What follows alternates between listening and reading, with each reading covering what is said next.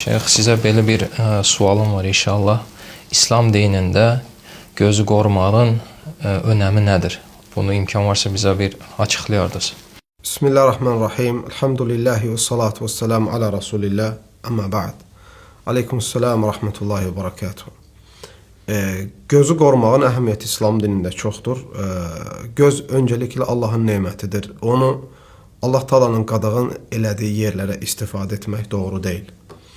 Və bu baxımından əgər baxsaq, görərik ki, zinanın ən çox yayılmasının səbəblərindən biri göz zinasının baş verməsidir. Bəzi insanların qəlbi xarabdır deyə, bu da onun gözünə yansımış olur.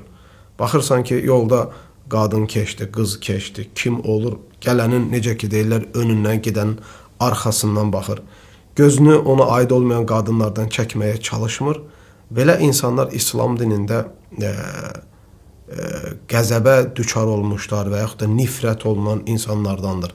Və Allah Azze ve Celle hətta birinin başına bu şey gəlməsin deyə Quran-ı Kərimdə Nur surəsinin 30-31-ci ayəsində həm qadınlara, həm kişilərə Allah Teala buyurur ki, gözünüzü sizə halal olmayan şeylərdən çəkin. Gözünüzü naməhrəmə baxmaqdan çəkin. Peyğəmbər sallallahu aleyhi və səlləm səhih hədisdə buyurur ki, kim mənə söz verərsə 6 şeyi etməyinə, mən onun cənnətə girməyinə söz verərəm. Onlardan biri də nə idi? Peyğəmbər sallallahu aleyhi və səlləm buyurur ki, gözünüzü naməhrəmlərdən qoruyun. Sizə aid olmayan haram şeylərə baxmayın deyir Muhammed sallallahu aleyhi və səlləm. İnsan gözünü haramlardan çəkməməsi, naməhrəm ona halal olmayan qadınlardan gözünü çəkməməsi, nəinki Allahın qəzəbinə düçar olmasına, günaha düşməyinə, zinaya düşməyinə vəsilədir. Həmçinin faydalı elmlə məhrum olmağının da səbəblərindəndir.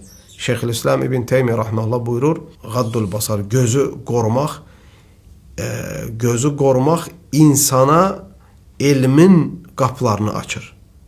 Gözü haramlardan qorumaq insana elmin qapılarını açır. Yəni, sözünün mənası qısa olaraq odur ki, insanın faydalı elmlə məhrum olmağının səbəblərindən biri gözünü naməhrəmlərdən, haramlardan çəkməməsidir. Bəli.